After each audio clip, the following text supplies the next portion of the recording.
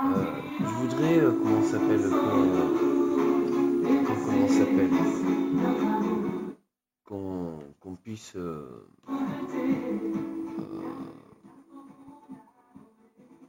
appeler à tout volontaire, alors que ça peut être en bus ou en camtar ou en camping-car ou autre, pour mettre en pratique certaines logiques et de voir à quel point ça peut faire une étude plus ou moins, on va dire, juste pour de bonnes œuvres, en étant volontaire, mais pour œuvres scientifiques, c'est-à-dire en âme et conscience que ces travaux ou ces résultats peuvent être de toute, euh, de toute conception et par sa réalisation. Ou alors par sa réalisation peut être plus ou moins pris en compte.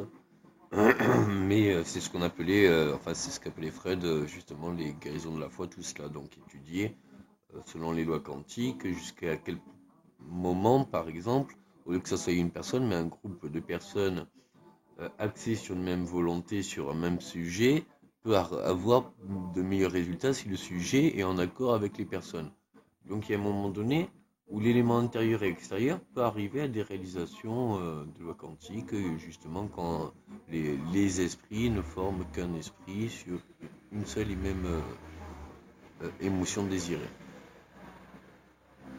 Et vous pouvez rajeunir, vous pouvez, par exemple, tout n'est une question de vase communicant, quoi. Dès qu'on voit quelqu'un qui n'est pas heureux, euh, on essaye de le rendre heureux, donc normalement. Donc du coup, c'est presque quand il est pas heureux, ça nous, enfin c'est vachement conductif, quoi. C'est normal. Et alors que quand on est malheureux, on se dit quelque part, bon ben tout ça c'est que constructif. Enfin, on peut apprendre aussi de tous ces échecs et se dire que c'était ou ça renforce ou alors c'est juste ce qui permet de c'est juste ce qui permet une continuité. Et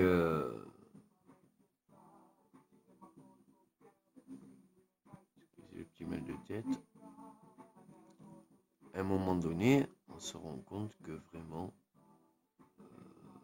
vu que la pensée, je pense, je suis, mais si je pense tout autre que moi, est-ce que je suis aussi? Ou est-ce que ce que je pense et ce que je suis peut interférer chez l'autre? Et à un moment donné, bien sûr que tout cela est lié. Et si on agit comme ce que euh, tout le monde aimerait, pour ce que l'on aime, parce que l'on veut s'aimer, à un moment donné, oui, je pense que tout cela pourrait se désirer au moins au commun, au nom de soi, parce qu'on estime qu'on le mérite bien, et au nom du passé, dire, si on a eu des difficultés, autant que ça nous serve au moins comme force de se dire, ben, qu'importe les difficultés, ça on connaît, c'est bon, c'est mon, c'est mon petit gagne-pain. Mais par contre, même si j'en mange tous les jours et je peux en manger pendant longtemps, je sais que je peux faire et après, ça n'évite pas que je peux faire tout autre.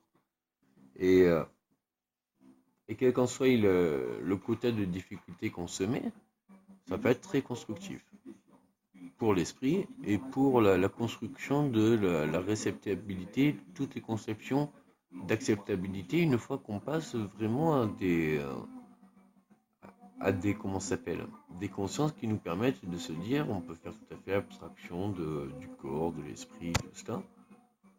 Et quelle qu'en soit une direction, on sait très bien que dans une réalité, ça comporte souvent deux forces opposées qui sont complémentaires, parce que c'est deux forces opposées complémentaires qui n'en forment qu'un opposé, qui est justement une réalité. Ou dans une réalité, il y a toujours deux opposés. Il n'y en a jamais pour et contre, mais que le pour et contre est une seule et même chose, des fois constatée juste à un temps différent ou autre, mais dans une action, il y a toujours ces deux actions. Et par contre, il y a un truc qui est peut-être pour tous, c'est que tout le monde veut au moins s'aimer ou être aimé. Alors ça c'est commun à tous.